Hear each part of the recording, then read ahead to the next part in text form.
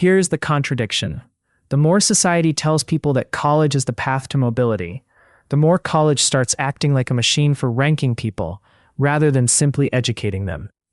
We talk about universities as places that expand opportunity, yet much of their day-to-day power comes from deciding who gets stamped as promising, polished, employable, and worthy of advancement.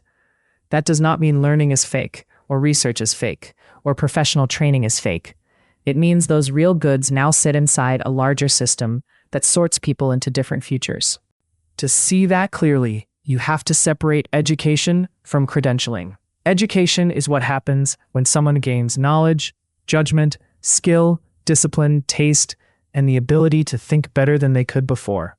Credentialing is different. Credentialing is the process of attaching a socially recognized label to a person so employers, graduate schools, licensing boards, and peers can treat that label as evidence of value. Sometimes the learning and the label line up neatly, but often the label does more work than the learning. A degree can signal that someone is smart, persistent, compliant enough to meet deadlines, and socialized enough to move through an institution without falling apart. None of that requires every class to be directly useful, and employers often know this. A hiring manager asking for a bachelor's degree for a job that mainly involves emails, spreadsheets, scheduling, and client calls is not claiming 4 years of coursework in itself taught the job. The degree is being used as a filter for traits that are expensive to measure directly. Social sorting means institutions classify people, rank them, and route them toward different life chances. Universities do this constantly. They sorted admission, then again through prestige, majors, grades, honors, internships, recommendations, and access to faculty and professional norms. By graduation, two people can both have a college degree and still emerge with very different market value, networks, and social identity. In selective admissions, test scores, grades, essays, and extracurriculars all matter, but those inputs do not come detached from class background. A student from a stable, affluent household is more likely to attend a better resource school, get tutoring, have quiet space to study, join the right activities, visit campuses, and learn early what selective institutions want to hear. Even before college starts, the sorting process has already begun. The university then turns those accumulated advantages into officially recognized merit. The expansion of higher education did not end this logic. In the 20th century, many countries expanded university access on a scale that would have been unimaginable in the old elite model. More people entered higher education, more families treated college as normal, and more jobs came to expect formal credentials. That looked like democratization, and in one sense it was, but hierarchy did not disappear. It moved inside the larger system and became more layered. Once entry broadens, elites do not need to block the gates completely. They can compete over prestige within the gates.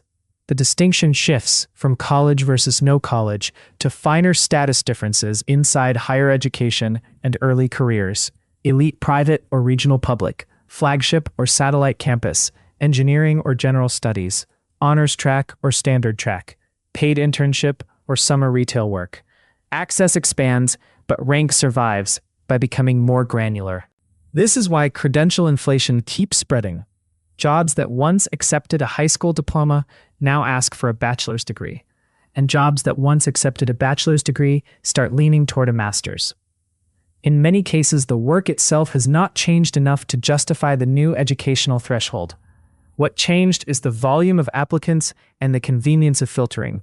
When too many people can clear one bar, organizations raise the bar because the credential is doing screening work, not just training work. From the employer's side, the logic is straightforward.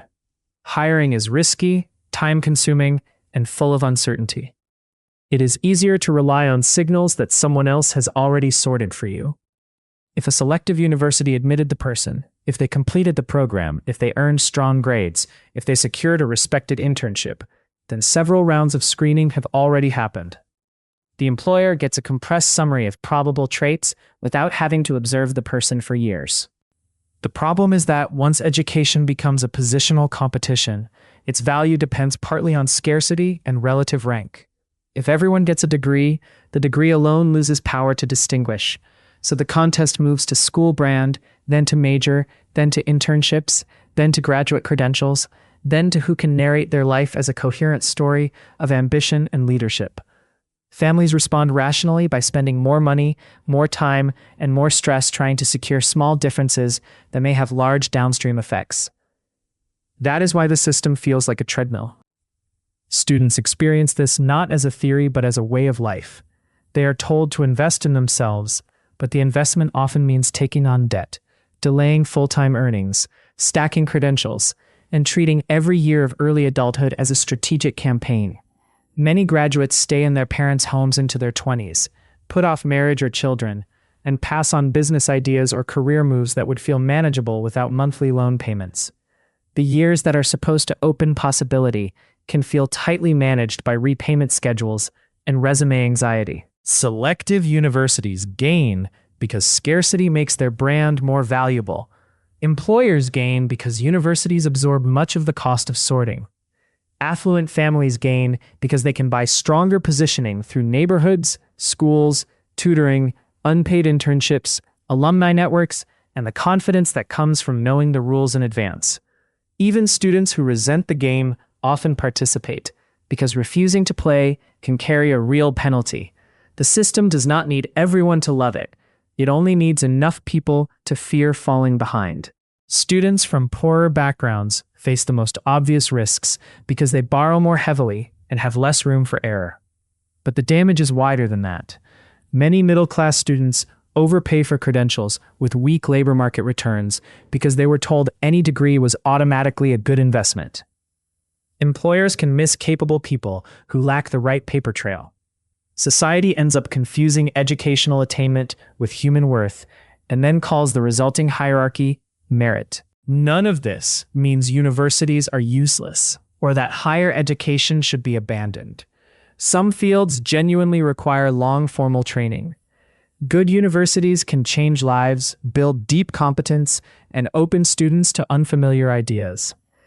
Educational benefits now sit beside a sorting system strong enough to influence where people live, whom they marry, what jobs they can reach, and how they see themselves. If you are trying to understand why so many smart, hardworking people feel financially stuck, even after doing what they were told, this is part of the answer. Modern universities do more than teach. They direct people into different positions in the class order. They distribute credentials, turn background advantages into official rankings, and give inequality a language of achievement that sounds fair even when the starting lines were not.